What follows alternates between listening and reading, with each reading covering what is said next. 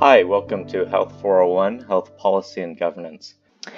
In the last video, we talked about implementation, accountability, engagement, and human rights within the context of governance and health governance. In this video, we're going to be talking about evaluation, so that we know how to look at health systems and understand not only the functions of health systems that need to be evaluated, but the fundamental relationships between them. Most of the learning for this part of the module will focus on you going in and exploring 4 of the tools that are commonly used in governance evaluation. And then we're going to talk about how you can leverage advocacy, activism, advising, and lobbying to ensure that you can have an impact and a change on health systems. In Objective 3, we want to talk about evaluating health governance systems. And so we think about the goals of health systems and what it is that they kind of set themselves out to do. And we think of this as improving health through making more equitable access to healthcare, being more responsive to patient and public expectations, and then ensuring that there are good financial structures in place to manage the risks associated with health. This has given rise to a framework called the Essential Public Health Functions. You've likely heard about them. So the EPHF focus on monitoring health systems to identify community health problems, diagnosing and investigating health problems, informing, educating, and empowering people about health issues, mobilizing communities, developing policies that support community health, enforcing laws and regulations that protect health, linking people to needed personal health services, and the assurance of personal health services care when they're otherwise unavailable, and then assure a competent public health and personal health network, evaluate effectiveness, accessibility, and quality of personal and population health services, and then research for new insights and innovative solutions to health problems. So that's what we're evaluating. When we think of health governance, these are some of the functions that you can think about. Well, how do we evaluate? How do we work on? And how do we deal with? And so when you think through this is going to be domain specific. So if you're in indigenous health, or if you're in aging, or if you're in international and global development, I think it's going to really impact where you think of health. Now, the Essentials Public Health Framework kind of focuses on this fourfold around environmental health, occupational health, maternal and child health, and chronic diseases. But you can certainly imagine that applying this to your specific content area and going down small is fine, because like I said, health governance happens on kind of a local level.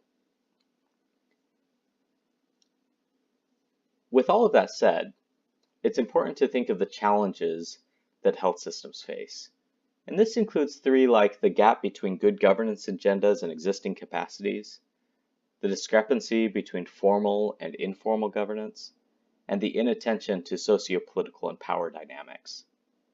And these can have serious consequences for health governance, because with issues like opiate use, or abortion, or other controversial public health issues, things like a safe drug supply, which is mostly, I think, a good thing to maybe consider as a good example of this, is that sometimes we know what needs to be done because communities have told us that it needs to be done, because we've taken an anti-utilitarian approach to understanding human rights and making sure that people don't die alone in alleyways.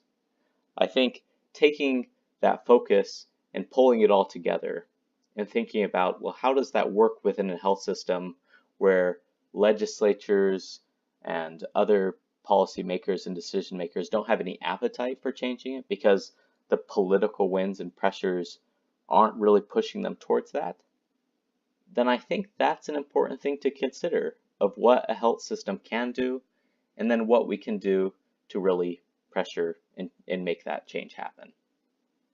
And so we've got to complicate our view of governance and say that it's not just about the essential functions of public health, but that it must be also inclusive of the multiplicity of societal actors in health systems. That's thinking through all the voices, all the interests, all the needs, kind of all coming together and clashing within a policymaker's lab. I also think about the distribution of rules and responsibilities. What certain governance responsibilities are placed in which agencies. What community groups, what patient advocacy groups, what provider groups have what, power and capability and responsible assigned to them. Who do they have access to? What do their networks look like? And what is their willingness to fulfill roles and responsibilities? And when you start to think about governance like this as fundamentally relational, then it changes how you start to look at evaluation. And so there have been 4 principal ways to analyze governance that are kind of widely used. One is applied by the USAID, and it's focused on principal agent theory, and it looks at the relationships between principals or people who have responsibilities to provide services and agents, the ones that they end up contracting with and working with to deliver those services. Kind of building off this and looking more contextual within the various institutions to play, there's the theory of institutional analysis. Then there's the theory of common pool resources, which looks at the way groups interact when there's kind of a common set of resources that everybody has to draw on. And I think these various theories and principles, which you'll have an opportunity to read about more and which you'll have an opportunity to think about more in next week's module, will help you really to start to reconceptualize governance is not just about the things we do, not just about implementation, and not just about transparency and accountability, not just about civil engagement and the ways we connect with partners, and not just about human rights, but about the real experience of all those complex and interesting and dynamic relationships. And so I want you to take some time to dive deeper on these, to look at principal agent, institutionalness, common pool resources, and the EPHF, and look how those have been implemented in terms of evaluation. Your assignment for next week's first assessment is going to focus around looking at these 4 and making a recommendation in a scenario. And we've developed scenarios for each of the streams and tracks, areas of focus in the faculty. And so look through these tools, and I want you to consider maybe 4 things. One is their ease of use. What is their demand on time of resources? What is their comprehensiveness? And which do you think is most dynamic and can be used across a wide range of sectors, settings, and systems levels? As you do so, I want you to consider what is being measured with each of these tools. How does that reflect not only those essential public health functions, but also the underlying relationships and dynamics between the various institutions and actors that play a really important role in how those public health functions are carried out. Doing so will give you a better understanding of what health governance is, what it looks like, and then how it is applied. Because understanding that will help you know how to evaluate a health governance system. And it's important that we evaluate health governance systems because health governance systems have an impact on health. Take this example from an interesting article that looked at the correlation between historical slave concentration at the county level and declines in heart disease mortality. And as what we see in this sort of data is places with historical, systemic, and structural forms of oppression, things that we would traditionally define as, or that we would now define as bad governance, those have real bad outcomes. And they affect people decades down the road. And so thinking through health governance as something with consequences should give you the motivation to address it. Another good example is thinking through that relationship with heart disease and slave concentration.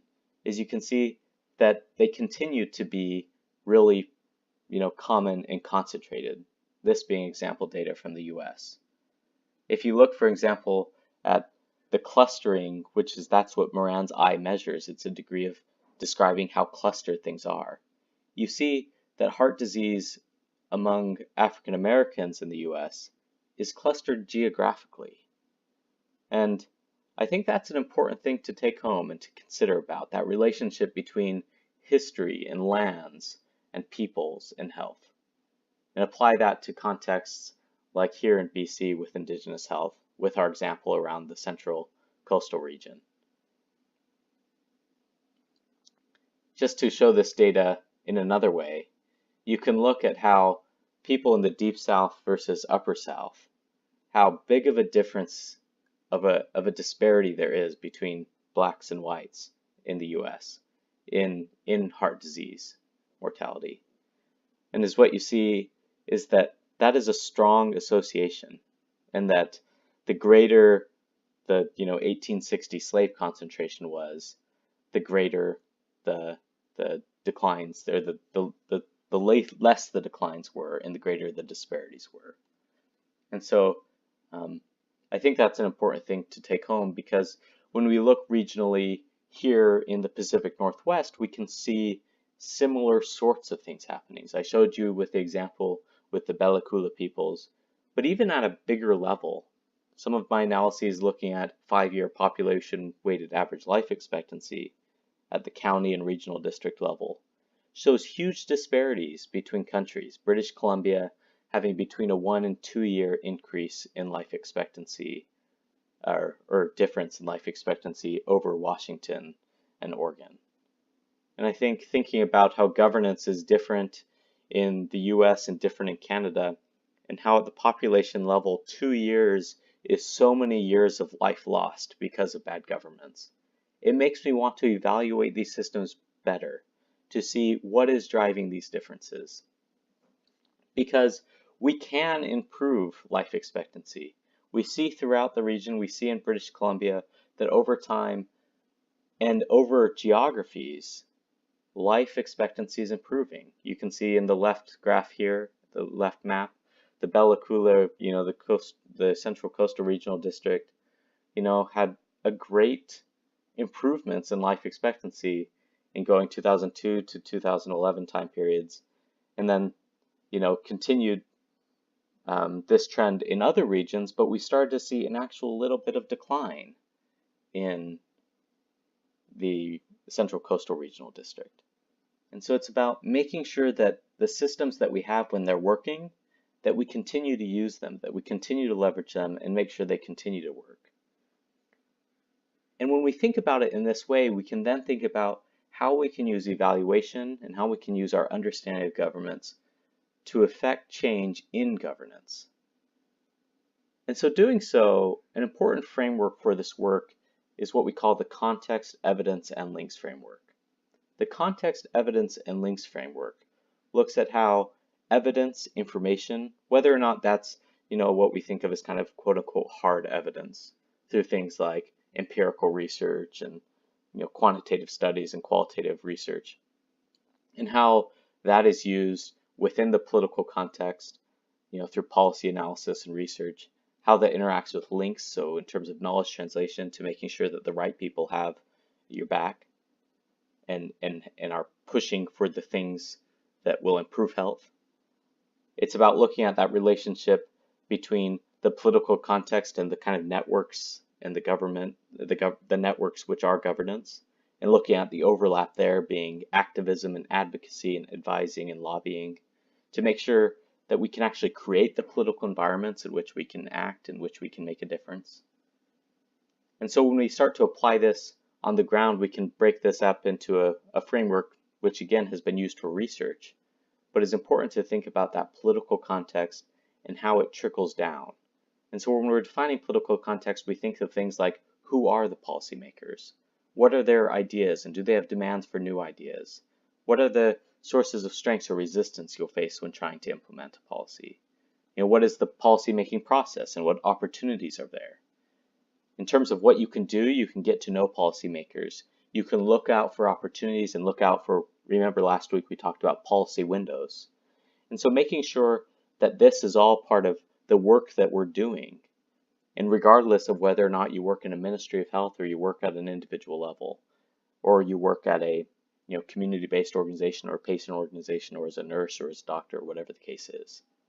It's making sure that we pay attention to that political context, that we think about what are the external environments that affect and impact that political process, thinking through how social norms and ideas, things like colonization, things like neoliberalism, those sorts of things, our attitudes, our cultures, things like racism, all those things are going to come to play and interact with the political context in which you operate, and they're going to shape it. Because public health is going to be different here in BC than it will be in Alberta, than it will be, in the United States or in a world in the middle of a civil war. And so connecting those political influences to those external influences in that political context, I think is really profoundly important.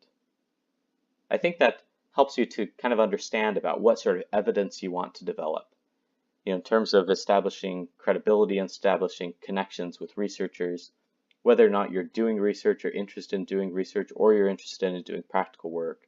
I think figuring out how to engage with evidence, and not just the traditional forms of evidence like qualitative or quantitative research that comes out of academic institutions, but evidence that comes from an emotional place, evidence that comes from a connection place, evidence that comes from who you are and what your position is. Because then that's how we can think about what individual links within the social network can do to impact health, to make a difference in an overall level, and create better health. And I think of the 4 things that we can do. We can advocate, we can advise, we can engage in activism, and we can lobby. Now, these 4 ideas can be kind of thought of and conceptualized on a 2-axis graph. One around insiderness, or the degree to which you're confronting versus cooperating, the degree to which you're an outsider versus an insider, against what type of evidence you have. Are you presenting the evidence of your values and your moral convictions, or are you presenting the evidence of your observations and your experience and your data? And so advocacy is situated at that moment of observations and confrontation. So I advocate for health through the publications I publish, through the engagement with news media to get that information out there, to going and speaking to community organizations, and to sharing and sitting in meetings and sharing data. People who work in government often take on a more advising role. They're insiders. They've been appointed to be public servants and to advise decision makers.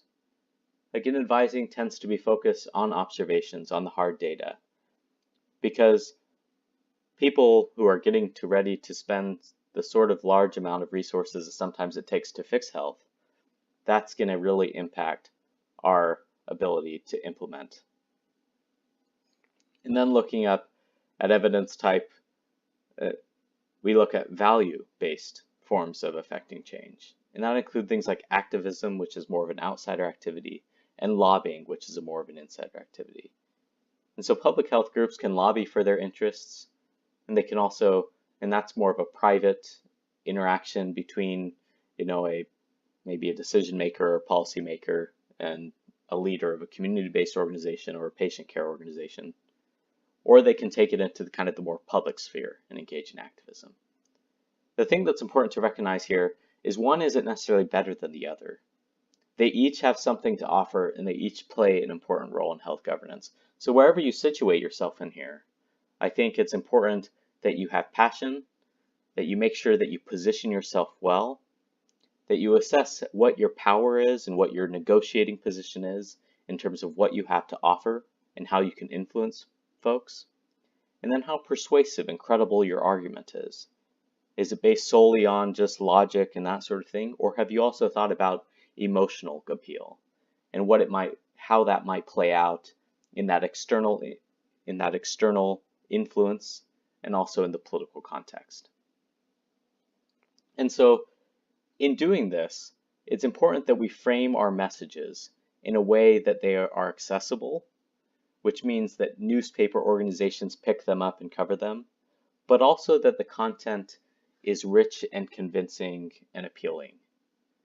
And I think about how we accomplish this. It's about balancing our credibility and position, who we are, against our reason, like our statistics and our facts and figures, and then our emotions, the stories we have to tell, the ability to create empathy or excitement, and make people feel something about the issue that you're working on.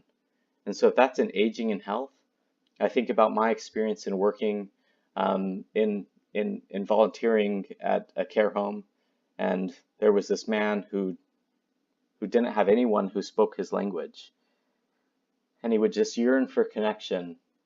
And you would talk to him, and he would talk back to you, and you wouldn't really understand either each other's language. But just that act of being there and connecting was something that highlighted for me that the right to have somebody speak your language, the right to have connection, is so profoundly important and often overlooked in that setting. You can think about this in like opiates and thinking about the loss of life and how imagery and how stories and how loss and how consequences being brought to the forefront of people's imaginations can help us really understand why the statistics of over 3,000 deaths in Canada matter. And then it's about being trustworthy and having your ideas valued because of who you are, because of where you're positioned. And I think all of us have to work to position ourselves, whether we're positioning ourselves in academia or you're positioning yourself as an activist or an advocate, or you're going to work for government to advise on policy. That's what health governance and health policy is about those links and connections and about how you pull those things together to create health at a population level. And there are lots of tools available to us for this. We'll cover a lot of these in this course, like SWOT analysis, which we talked about last week, for example. But some of these we're not going to cover. Nevertheless, it's important to recognize that there are resources at your disposal to improve communication, to improve how to figure out how to influence policy, to assess the context of a situation, and then to engage in research. So as you go into a conclusion for this lecture, I want you to evaluate how much you feel like you've gained in terms of governance, understanding and describing and defining governance, specifically around health governance. How much you understand about evaluating health governance systems, both in terms of thinking about those essential public health functions or the various things that we think of as core components of governments, but also in governance structures and thinking around how the links and the relationships and the networks play a role. And then I want you to think about how we can affect change in health governance by leveraging our understanding of how the systems work. And so maybe you haven't moved to completely capable. And so this week there is the companion textbook for you to use to go through and review some of this material. And there are also additional exercises for you to use. And I recommend that the areas where you don't feel like you reach that completely capable stage, that you participate and engage in those so that you can have these competencies. And then going into next week's module, we'll start to apply that. And so on Course Spaces, I posted the links to next week's module, in which you can see that there won't be any lecture content, there won't be any group discussion boards. The focus will largely be on the assessment, in which you'll be given a scenario, or in this case, you'll get to choose from one of 4 scenarios, and then you'll be able to take what you know about these 4 evaluation frameworks that we introduced here, and that you spent some time on pause reviewing, and making a recommendation as to which one will best fit your scenario. And I think going through that process should give you the self-efficacy and give you the prowess to help you be confident in your ability to affect change in government. And so with that, thank you.